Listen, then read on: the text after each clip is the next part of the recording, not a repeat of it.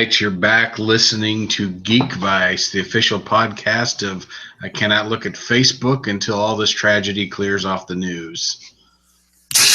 No kidding there. Not a joke. That is super serious. All it does is show me how uninformed a lot of people are, and it just pisses me off. So I can't even look at Facebook right now. Yeah, I can understand that one. Welcome everybody to Geek Vice, proving any vice with enough geek can become a virtue. My name's Morph. That man's Kip. Good evening, Kip. Good evening. Yeah, this Facebook stuff, it's a good thing that I have a lot of friends like Eddie that fill my feed with stuff that aren't always topical about what's going on in the real world, and I can still peruse that thing. But every once in a while I run into something on there, I'm just like, man, this is awful. And Kip and I were both gone last week. We both went on some extended vacations. I know you were completely off the grid, so you had no TV or phone or anything, right? Yes, and it was wonderful. Yeah, and my family went down to Galveston, Texas, which of course has, not completely out of the real world, but the house we were staying in had no cable TV, so we only had local channels. And by local channels, I mean it was an old rabbit ear antenna, and so we flipped it on just to see if we could find the news or something like that, just so we could see what the weather's going to be like. We got more channels in Chinese than we did in English. Nice. And then second to that was Spanish channels, channels that were all in Spanish. The interesting part about the Chinese channels, and maybe it wasn't Chinese, maybe it was Japanese or something of that language. I mean, I don't know how to speak them, so I couldn't tell you what it actually was, but it was something of that region.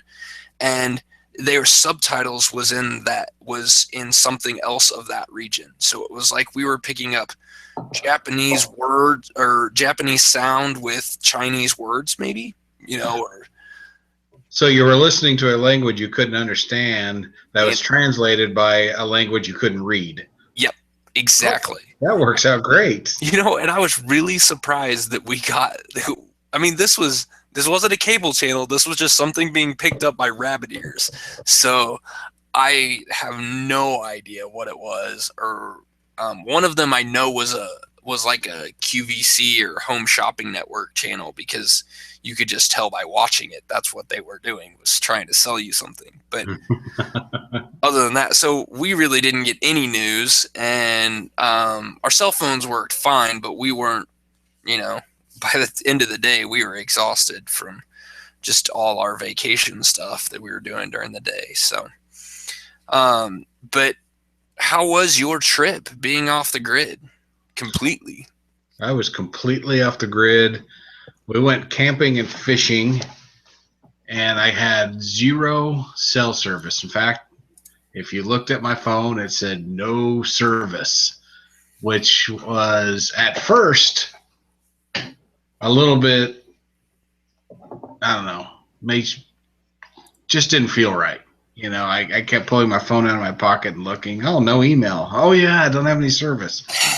You forget how attached you are to that. So after a while, I didn't even pull the phone out of my pocket.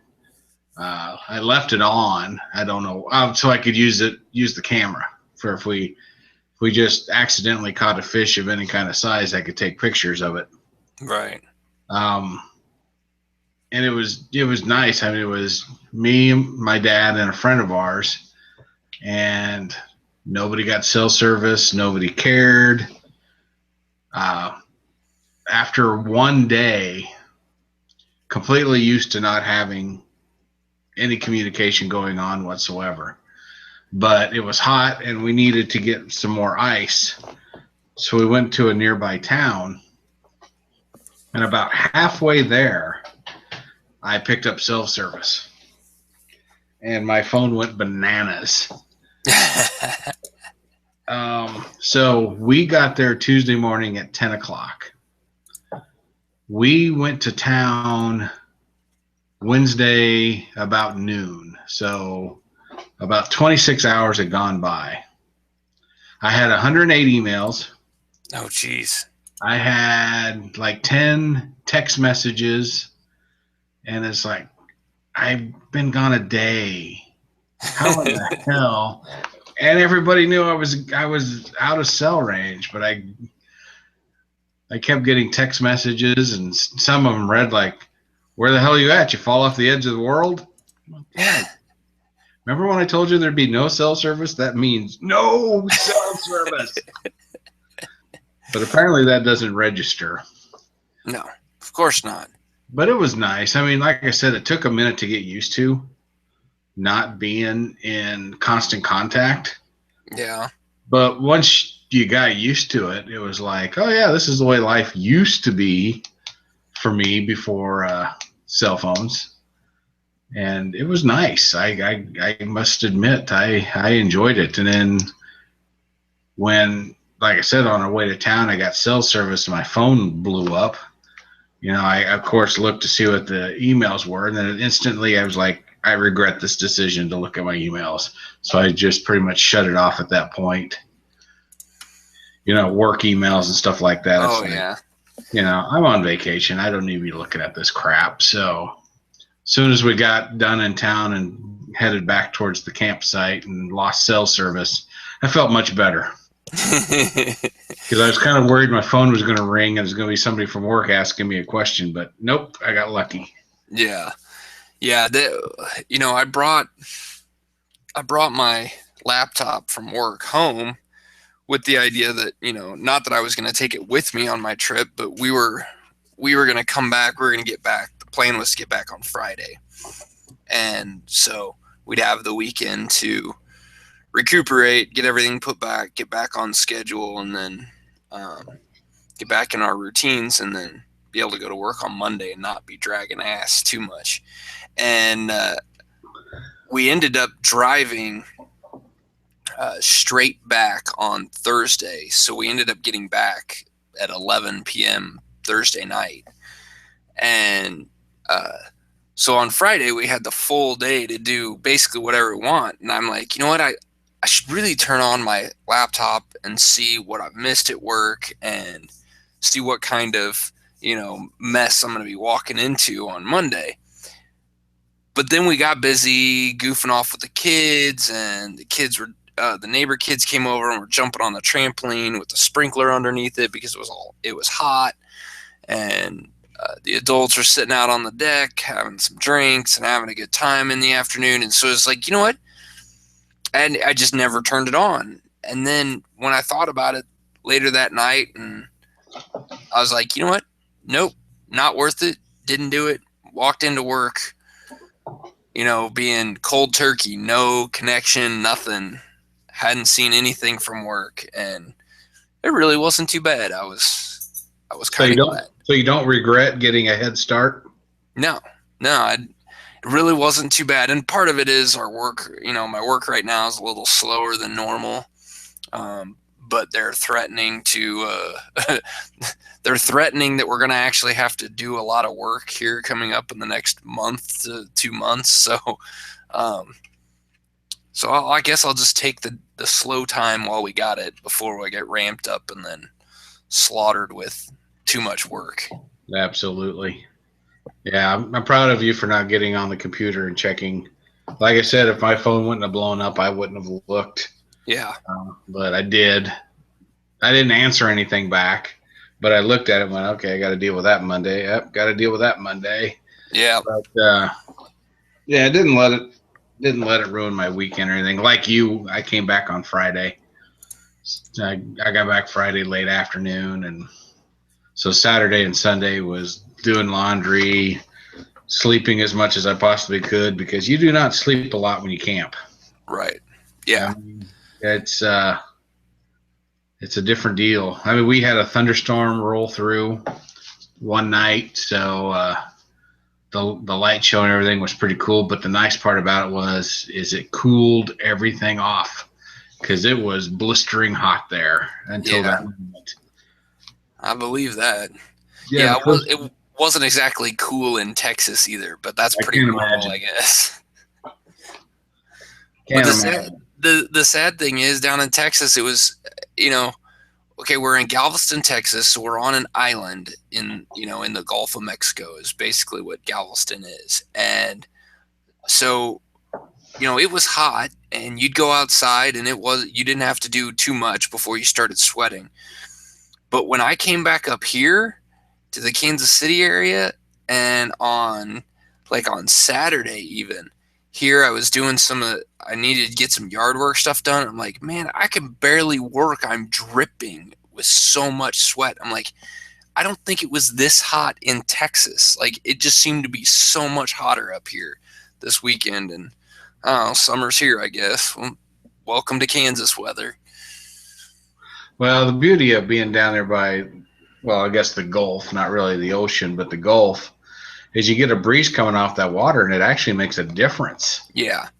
Yeah, that's true. All the wind blowing around down there, whenever there was a breeze, it was a cool breeze. So Yeah. you do have that advantage. Plus, Yeah, the only lake effect you get in Kansas is if you happen to be on near a lake and happen to be 2 inches tall. yeah, exactly. Yeah, and the other advantage, since I was on vacation and not actually working down there, was when it got too hot, we just threw on our swimsuits and went out into the ocean. So the kids had a blast with that. This was the first time my kids had seen the ocean before, so that was fun watching the 4-year-old go walking out into the water. He wouldn't go out on his own. My wife had to hold his hands, kind of like, hold him up, and he would go walking out there, but he wouldn't let go of her the first time he walked out there. And every time the wave would, you get out far enough and the waves start coming up and they look like they're coming over your head, and then they die off and go, lower. But every time he saw those waves coming, he was, oh my, oh my, oh my, and then they'd crash into him. And then he'd just start giggling. It's like, oh, it was a lot of fun. It was a blast. We had a lot of fun. We did a lot of cool things. So got to see a decommissioned World War II submarine. Oh, nice. And actually got to go inside the submarine. So that was really kind of cool. Got to see what it looked like and during World War II. And those are some tight quarters. Yeah, do you suffer from claustrophobia by any chance? I don't. But there was a lady that we saw that was staying outside waiting for her family to come back out, and she was just kind of standing by the steps that you took to get up to the top deck of the submarine so you could go down inside. And she made the comment that she wasn't going in there. She doesn't like tight spaces. I'm like, yeah, that is not the place you want to be then. No, that's not it. Because this is not a new age submarine, which new age submarines are tight anyway, but they're bigger than what they were in World War II. World War II subs are pretty small, so it was really cool, and the kids got a blast seeing that stuff. So that would have been cool. I would like to have seen that. So and then we got some news on Saturday of last week that your lovely wife is going to be joining our D&D campaign. How is it that you convinced her to do that? I didn't convince her at all. I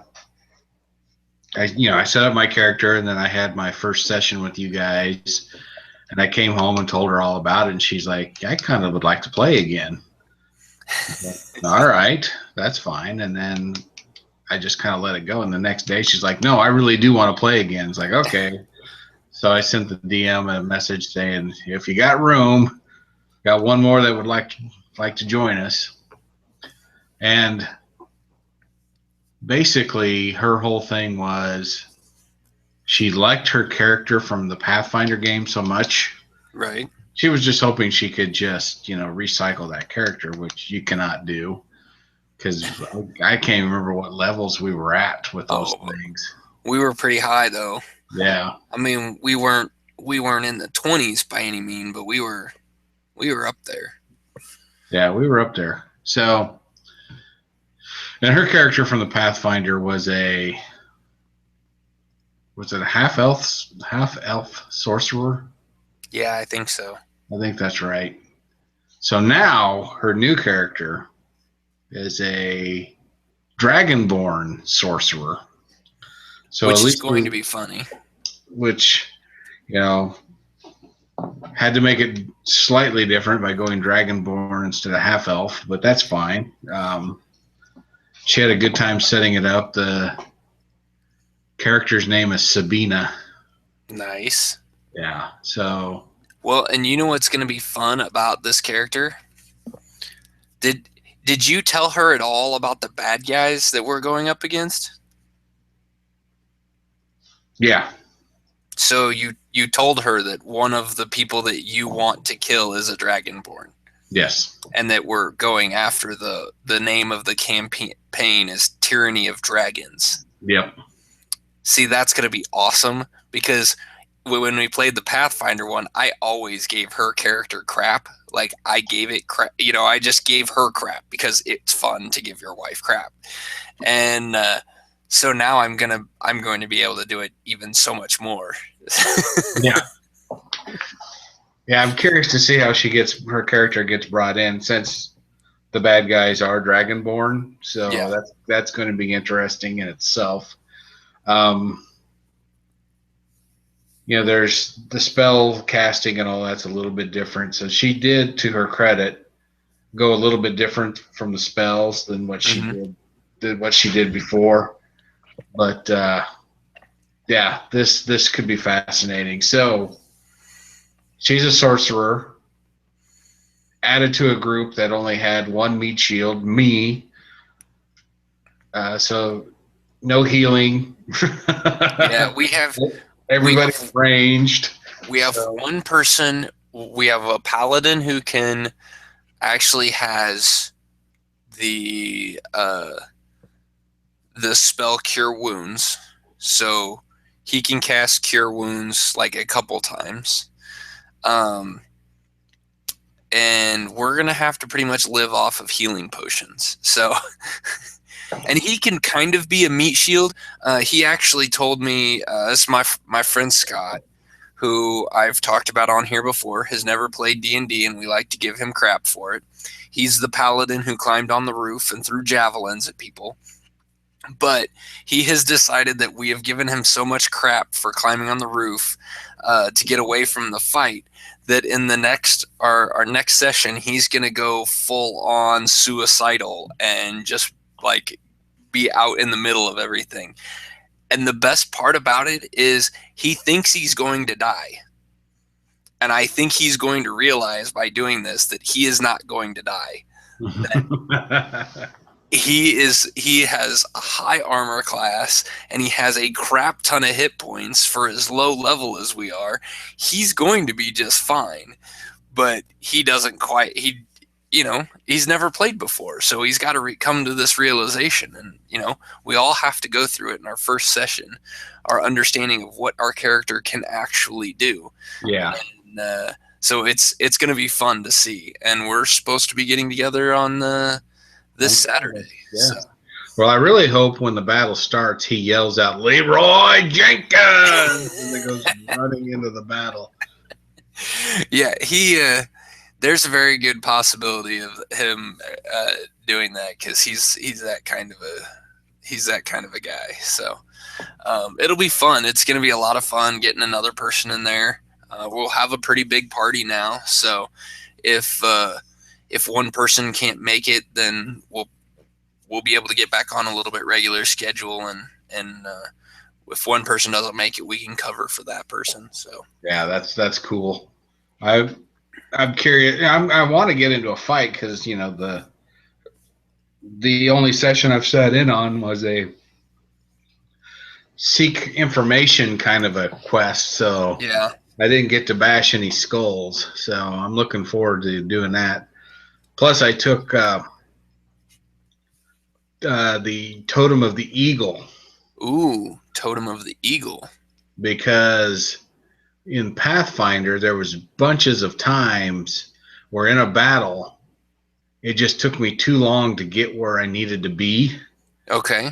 With the Eagle, I'm a little more mobile, and There I you go. can and quickly I can get to where I need to be and unleash barbarian hell. Well, and that's going to be the fun part. So then I think you and I are going to end up becoming a dual threat then, because with my monk status, even as a dwarf, with a dwarf, I started out with very low movement, but once I hit the second level of monk, then my movement went up by 10, and I think at fourth level it goes up by another 10.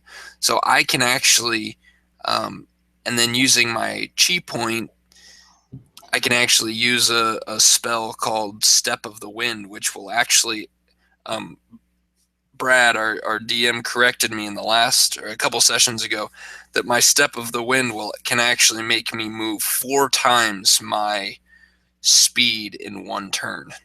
Wow. So I can literally run across the map. So yeah, it's gonna be fun. We'll see what kind of shenanigans you and I can start. Yeah, I can't wait to stretch this guy's legs and see what he can actually do. You know, I chose a barbarian, but I didn't do. Oh, I did a half orc barbarian, and I didn't do the warhammer Yeah, because that was just way too stereotypical for me.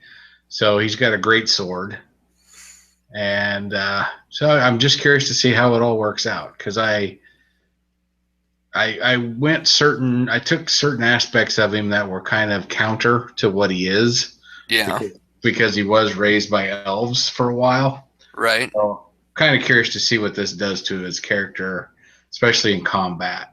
right. That'll be cool. That's gonna be fun to see.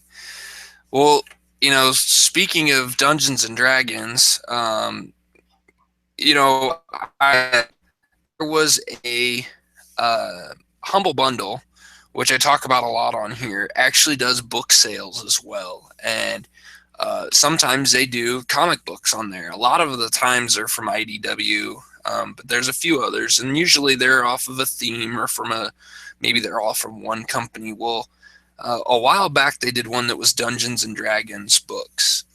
And so I actually picked up this, and I have been reading the Dungeons and Dragons. I'm trying to find the right one so I could tell you the actual name of it. And I believe I've been reading Dungeons and Dragons Forgotten Realms Classics from 2011. Nice. So, yeah, and the funny thing about these are um, the classic ones. They tell full stories, so they're kind of like trade paperbacks. So it's volume 1 is what I have read, and it's 210 pages. It is written by, let me pull up, writer is Jeff Grubb, and the penciler is Rags Morales. And it's really well done. I really liked it. I've had a good time reading it. I wasn't sure with all these books. I got a whole bunch of them here. Let's see how many I got. Full total 24 books. Yeah, 24 books that I've got, and so I wasn't sure what order to read them in. So I started reading off of like the published order, and I think like I already hit one point. I finished the first classic, and now I'm reading another one, which is it's not a Forgotten Realms classic. It's just a regular classics, and that one actually from the story comes before the one I've already read because the same character is actually in it. So it's kind of cool. It's about a character named, let me pull it up. Uh, where is his name? Oh, they don't even have his name in here. Dang it. Of course they don't. In my notes, don't have the name. Well, it's a paladin. It's a paladin. And in the one I'm reading now, you get to see early on in the book that his father is a mage of some sort, a very well-known mage, and somebody comes and kills his father and uses a withering staff on the paladin and makes it so that the paladin can't actually pick up a sword. So he's so weak now that he can't lift his sword, and he just watched his father get murdered in front of him, and so he kind of goes in a drinking like bender basically and becomes a beggar on the street type thing. And somebody goes looking for this paladin because this paladin is supposed to, there's stories written about him. He's supposed to be amazing, and now he's become nothing. So they're trying to build him back up to be able to do that. And it's a really good story. It's a really good read. He's done a good job with them. They're 5 years old now on these books. Some of them, those are actually the oldest ones. Some of them are actually as current as a year ago. So they're really good. I recommend them. Go check them out. Dungeons and Dragons books. Let's see. They are by... I had to pull up the info again because I turned it off. IDW Publishing. So go check them out. You should check them out. Yeah. So,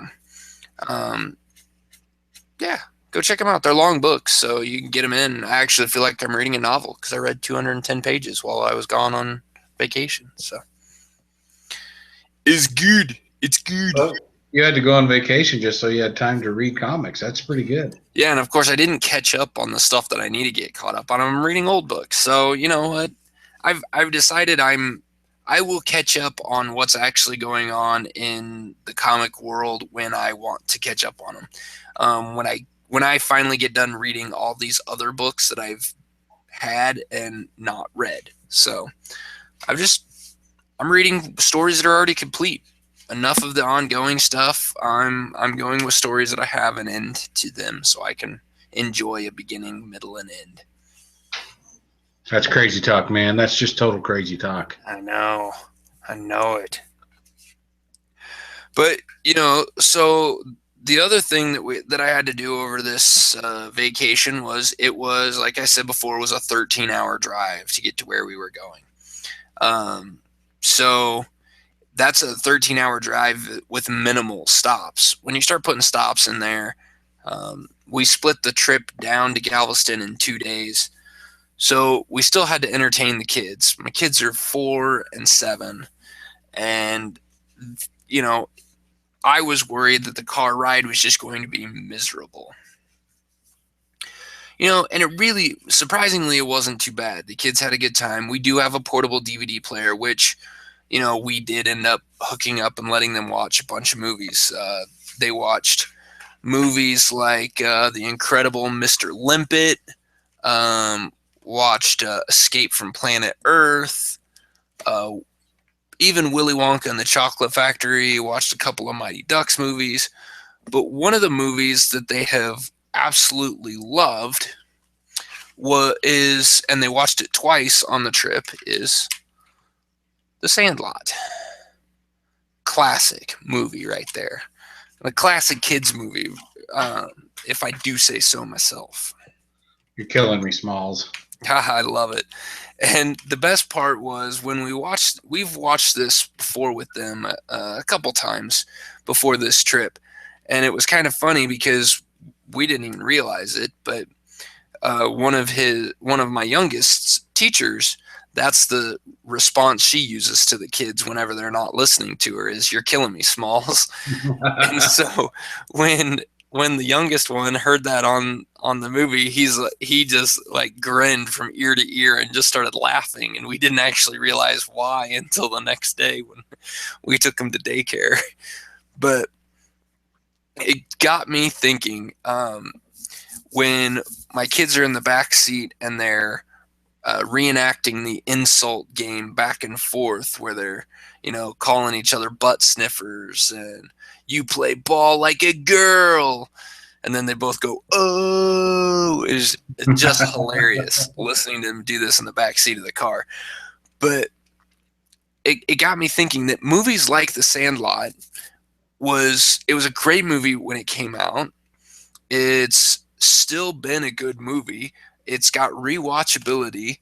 I'm surprised that this movie hasn't been remade with the way Hollywood has been remaking all these movies. And it got me thinking that these movies like The Sandlot, they can't be modernized, they can't be remade, they can only be re-released. The Sandlot, the key premise of this is the time period it takes place in. It takes place in the 1960s. It takes place when Babe Ruth, was a god amongst men, and the whole premise of the movie is centered around Babe Ruth, and he's not even a character in the movie. But if you were to try, there's just nobody else in baseball since Babe Ruth that you could put in that spot and build a movie around them like you did The Sandlot, to kind of remake or modernize The Sandlot for new audiences. So it just got me thinking, like, other movies that kind of fall into that category that are great movies, cult classics that normally would get remade but can't because of either the storyline or that it just can't be modernized. It just doesn't work. He's diligently writing notes. That's right. I had to get a drink. Well, dead air. That's what we're all about. Yeah. Well, there's lots of. I've had this conversation with other people before. There's lots of movies and TV shows, that are so non-PC. Mm-hmm. There's no way in hell they could ever be made. There's no way Blazing Saddles could have been produced. Oh, yeah. That's a perfect example. Yeah. Let's do the modern version of that. It's 30 seconds long. Yeah. Well, and you take movies like The Goonies. The Goonies, that movie would get chopped up. I mean, could you imagine what would happen now if they released Goonies for the first time ever out now, and you have a character like Sloth that's been locked in these people's basement? Just the way they treat Chunk in the movie, the whole fat shaming that goes on with that, that would never fly right now. Well, fat shaming still seems to be okay. I mean, you've seen Rebel Wilson movies, right? Well, that's true. But that's true. I think if you have a kid like Sloth, it would probably raise the rating of the movie to where kids couldn't watch it. Yeah. Because we're so damn sensitive that we might hurt somebody's feelings that, we wouldn't be able to show that. I was trying to look to see. I can't actually see Goonies on my. Oh, there it is. There's my DVD for Goonies. I was going to see what it actually is rated.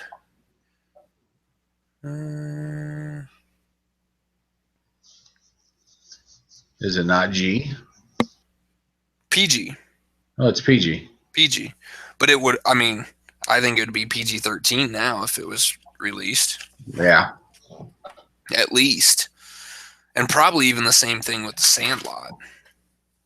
Well, you know, they would take the sloth character and it wouldn't have been locked in a basement or something like that. It would have just been something less offensive. It wouldn't have been deformed like that either. Yeah, he just would have been a dummy, I think. Yeah. They would have just made him stupid. Well, and even then they'd have to walk a real fine line because he could come off as autistic, and that would be a problem. It kind of makes me wonder. I guess it kind of got me thinking though, as I'm sitting in a car for hours on end. The other movie that I kind of thought of was Seven. That movie, it just can't be remade. Like, they can't. There's nothing they could do to it to change it enough for it to be considered being remade. You know what I mean? Yeah. And so I guess my point comes down to the really good movies. The ones, well, even this, you go to the movie theater or you start seeing these new movies coming out, and you see new movies like Vacation, which is a remake of National Lampoon's Vegas Vacation. Just Plain Vacation. That was the first one. Right. The remakes of all these movies that are coming out, and if they're remaking the movie, one, I guess it makes me wonder, like, are those movies really the classics, or are they just the movies that were good when they were released, but they aren't timeless in the sense that that movie just can't be remade? Do we have movies like Blazing Saddles and The Sandlot and Goonies that are maybe have we really not put them at a high enough level? Are they really the movies that are better? Like, these movies really are the best when they came out because they're timeless. And this movie came out in 1993. So what is that? 23 years? Yeah. So The Sandlot is 23 years old, and I can put it on in front of a 4-year-old, and he's absolutely enthralled by it. How many movies that are 23 years old can you sit down, take the movie that's 23 years old, set it in front of a kid now, and then go, wow, that's a good movie? Yeah. Well, that's the thing is, like they're remaking Ghostbusters, and judging by the trailer, it looks like a stinking pile of poo. But you ask yourself why. Well, why was the first one so timeless? I think it's just lightning in a bottle. Yeah. And you can't recapture that.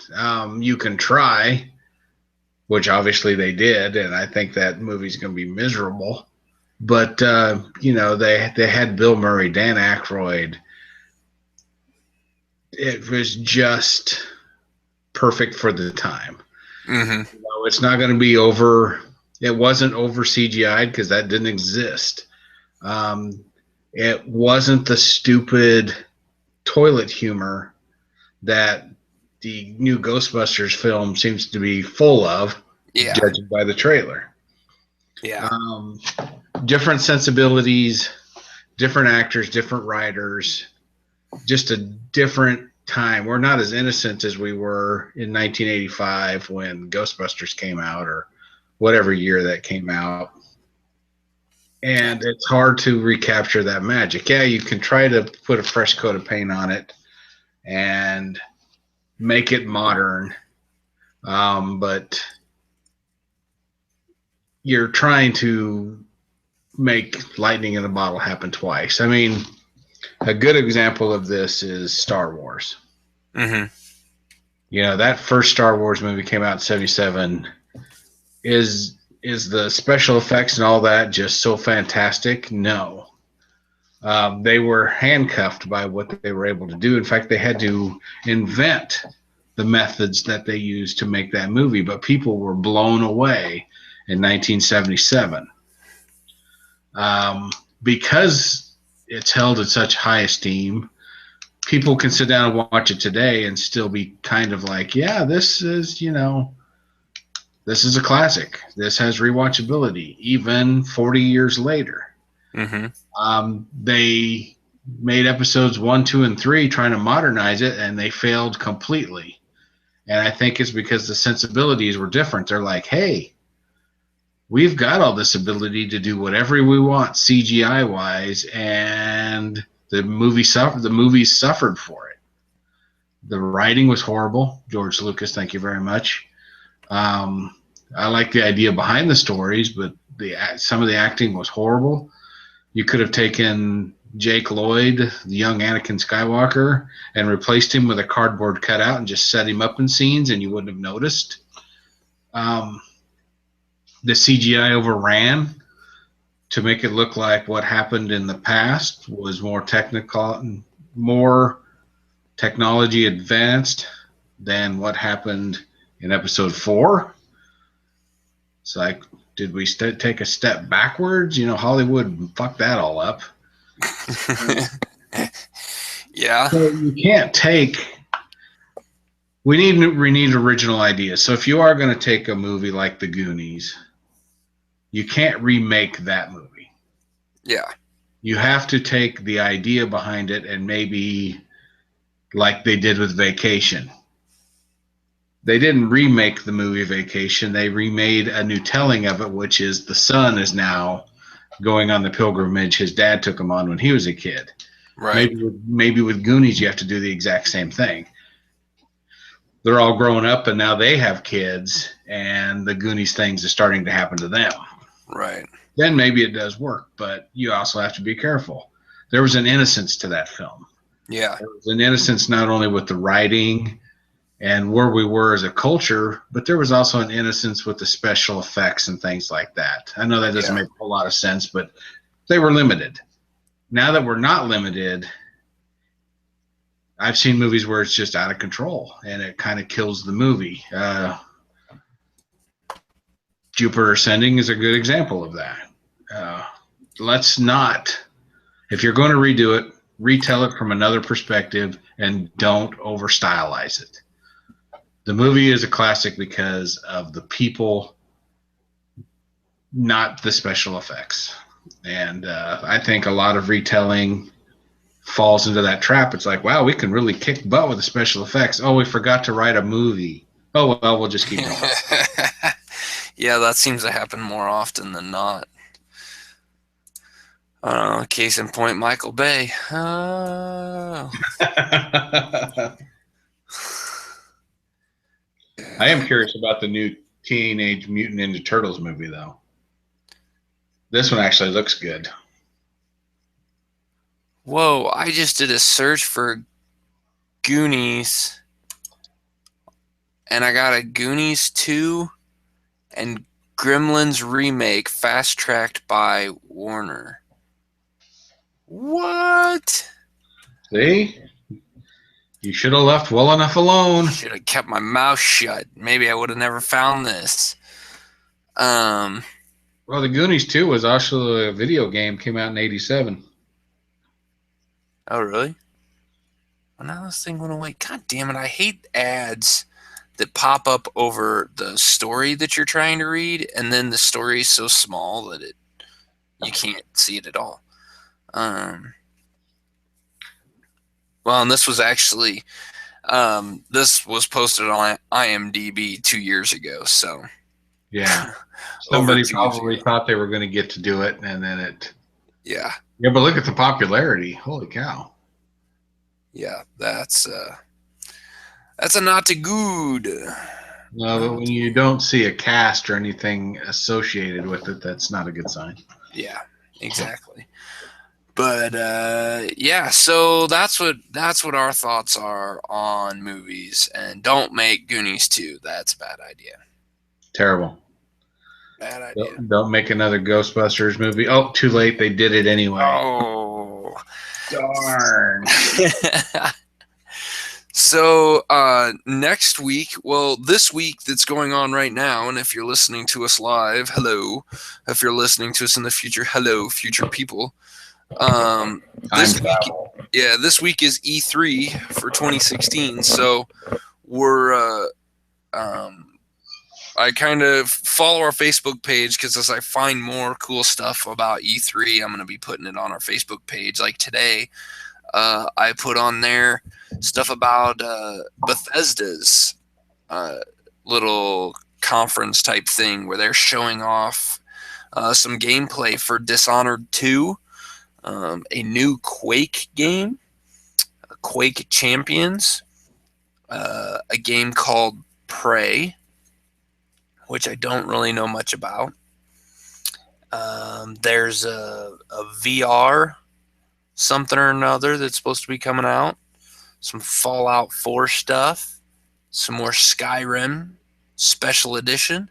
So lots of cool stuff on there. Check out that link on our Facebook page.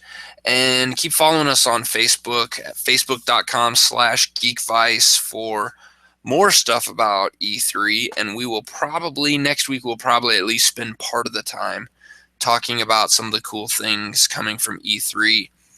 It might be a video games centered show if my free time this week allows me, because I have purchased several new games. Also, we wanted to do a giveaway. That reminded me about buying new games, reminded me that we want to do a giveaway. So here is my thought. And what I would like to do is, currently we are sitting at, how many likes do we got on Facebook right now? 112.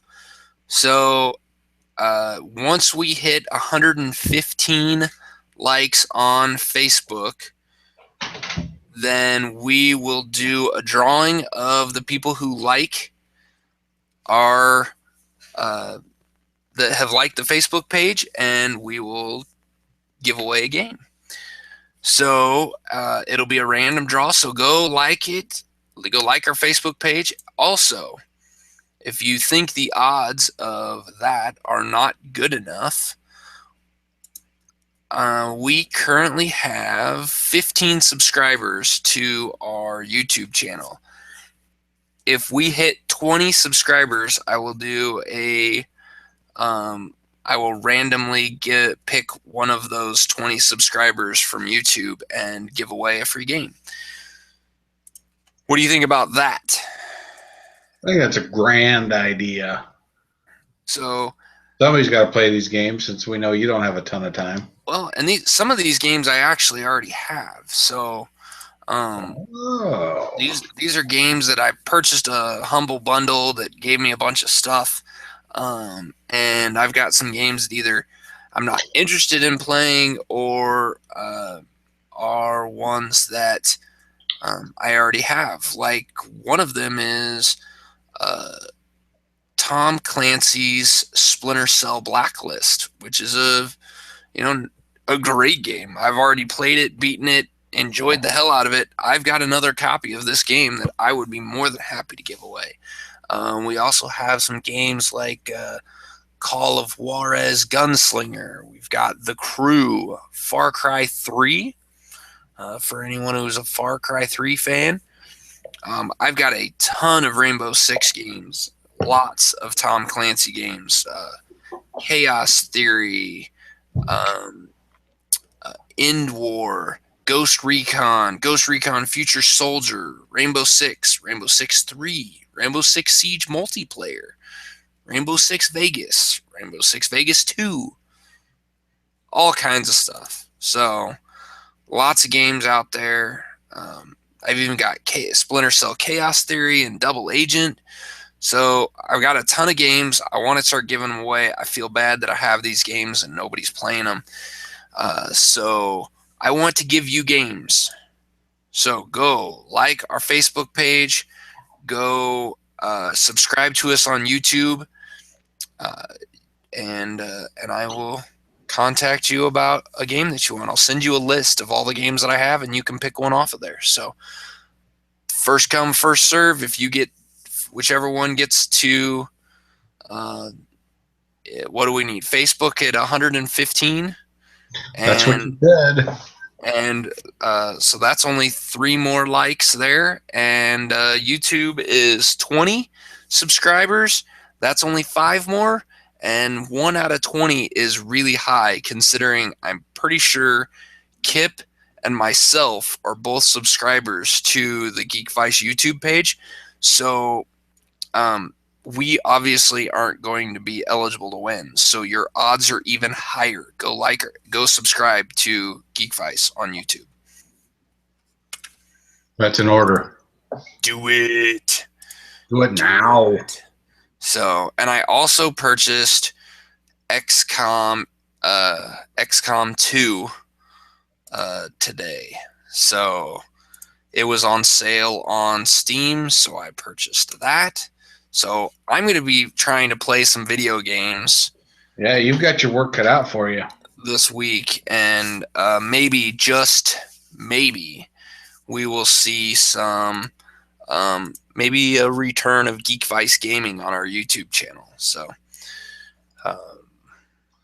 that's more of that crazy talk. I know, it's nuts.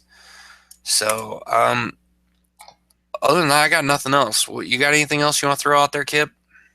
Well, the only thing so far I've seen from E3 that has really grabbed my attention is that Neverwind MMO. Have you seen that? I have not. It's a D&D thing, so I'm going to look forward to catching more details on that. So hopefully it's as good as it looks, because I would definitely geek out on something like that. Is it the Neverwinter? Neverwinter. What did I say? Neverwind. Whatever. I don't know what the hell I'm talking about. Neverwinter. I know what you're talking about now. I have heard of that one. Neverwinter is actually really well. There's, what is it called? Neverwinter Nights was a game from back in the day that was really good. Way too complicated for me at the time. It is very heavy in. It's based the D&D rules, and it was written, I want to say, off 2nd edition or maybe Advanced Dungeons and Dragons, which was way more complicated than it is now with 5th edition. So, but well, you didn't have Brad to explain it all to you. Well, there's that too. But yeah, we'll and just a little thing that I saw on E3 just towards the end of the day today, before we started recording, was Xbox One there's going to be a new version of Xbox One coming out for sale here soon. I saw that. Yeah. Project Scorpio, I think is what they're calling it, but it's a slicker sleemer version of the Xbox One, and about $100 cheaper. So yeah, should I buy it? I probably won't be. So I'm enjoying playing stuff on my computer. So I will probably be sticking to that. I have just enough time to play a few games of whatever I've got on the PS4. Last thing I need is another console. Yeah, exactly. I understand. At least I sound like my wife now, so that'll make her happy. Yeah. Well, follow us on our blog at geekvice.blogspot.com. You can also follow us on Google Plus and, of course, Facebook, facebook.com/geekvice. You can follow us on Twitter. That guy over there, you can follow on Twitter at Kip Killigan. You can follow me at geekvice. And you can always email us at geekvice at geekvice@gmail.com. God, that's way harder than I thought it would be. Yeah, it's just geekvice@gmail.com. Yeah. Yeah. Must be whatever Monday or something. It is. Oh, man. And it's getting late. So, yeah, geekvice@gmail.com. Email us, and tell us, hey, you know what? You can email me and tell me what game you want, and if I have it, I'll send it your way. So there you go. Look at that. 3 ways to win a free game from Geek Vice. So go subscribe to our YouTube channel, go like us on Facebook, and email us at geekvice@gmail.com. We will see you next week. Laters.